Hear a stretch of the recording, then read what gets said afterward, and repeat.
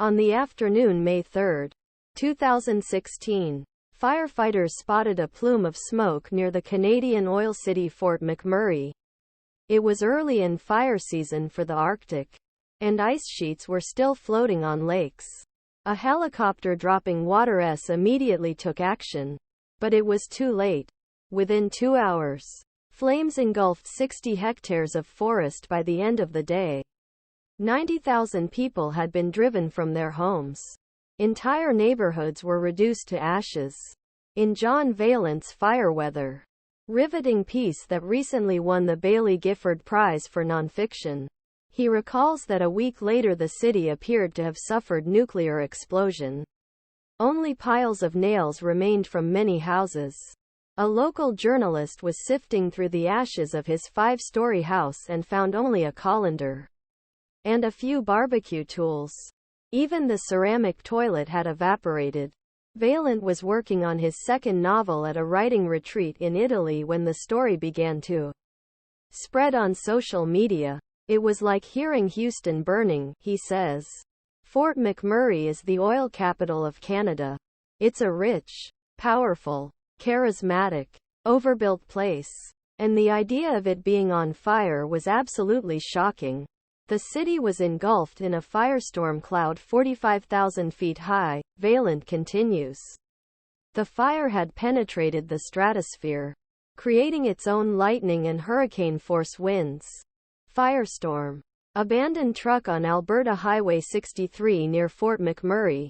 Surprisingly, the evacuation was so effective that the only 2 deaths were caused by a car accident while rushing to get out. Survivors resorted to fantasy in their efforts to describe horror Tolkien's fire demon Balrog and the asteroid impact fires of movie Armageddon.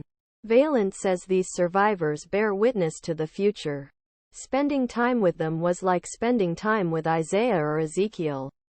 The only difference is that their names are Carol, Dave and Rob, and they have regular jobs. But they saw something that most of us have never seen before and never want to see. Our UK concept is similar to our Canadian concept, non-flammable.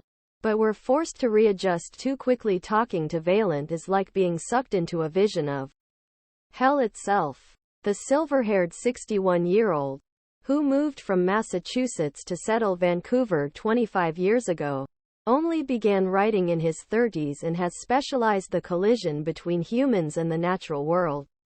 Golden Spruce. 2006. Told story: an anti-logging activist who took a drastic measure, cutting down a tree sacred to the Haida people, to raise awareness of dangers cutting down more trees elsewhere. 4 years later, tiger pursued his man-eating prey across the frozen wastes of the Russian taiga. While these previous books were about finding accommodation surrounded by nature, Heir of Fire is about what happens when nothing can be found.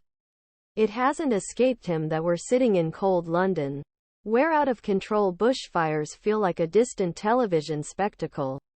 But don't be fooled, he warns. Our concept of